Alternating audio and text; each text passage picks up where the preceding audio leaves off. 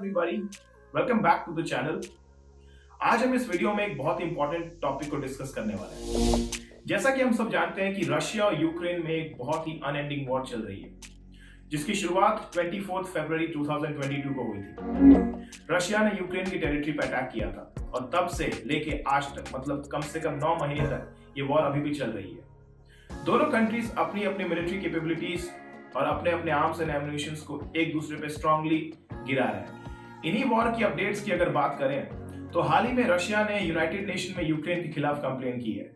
उसका यह कहना है कि यूक्रेन वेस्टर्न कंट्रीज के साथ मिलके एक डर्टी बॉम्ब का इस्तेमाल करने वाला है रशियन टेरिटरी पे। तो आज के इस वीडियो में जिस बॉम्ब के बारे में हम डिस्कस करने वाले हैं वो है डर्टी बॉम्ब। हम इस वीडियो के जरिए समझेंगे कि डर्टी बॉम्ब होता क्या है और इसकी किस चिड़िया का नाम है। तो चलिए शुरू करते हैं। डर्टी बॉम्ब का ऑफिशियल नाम है रेडियोलॉजिकल डिस्पर्सल डिवाइस, जिसको शॉर्ट फॉर्म में RDD कहा जाता है। इस बॉम्ब में एक कन्वेंशनल एक्सप्लोसिव का यूज किया जाता है, जैसे कि डायनामाइट, और इसी में कुछ रेडियो एक्टिव एलिमेंट्स को मिक्स कर दिया जाता है। इसके एक्सप्लोजन के तुरंत बाद ही इससे निकलने वाला रेडिएशन बॉम्ब के ड्रॉप आउट साइट के सराउंडिंग एरियाज में फैलने लगता है और इससे फेटल इंजरी सिटीजन्स को हो सकती है।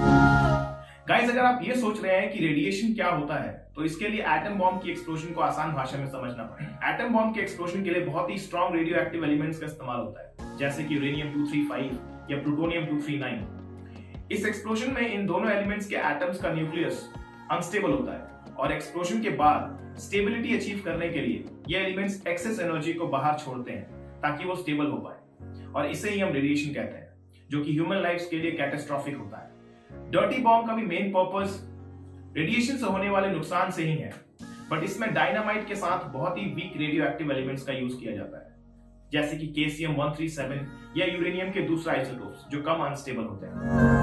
बट हाँ, ये कहना गलत नहीं होगा कि इससे निकलने वाला रेडिएशन नुकसानदायक नहीं होता। माना कि इसके साइड इफेक्ट्स उतने हार्मफुल नहीं होते, बट स्टिल अगर रेडियो एक्टिव एलिमेंट्स की क्वांटिटी ज्यादा हुई तो इससे फेटल इंजरीज भी हो सकती है।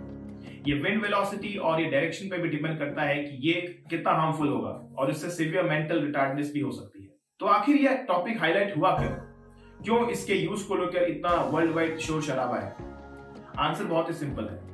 एक बहुत बड़े शख्स ने कहा था कि जब कोई किसी वॉर को जल्दी खत्म करना चाहता है, जब वो फ्रस्ट्रेट हो चुका है, तो सबसे आखिरी ऑप्शन उसको सिविलियन पॉपुलेशन को टारगेट करने में दिखता है।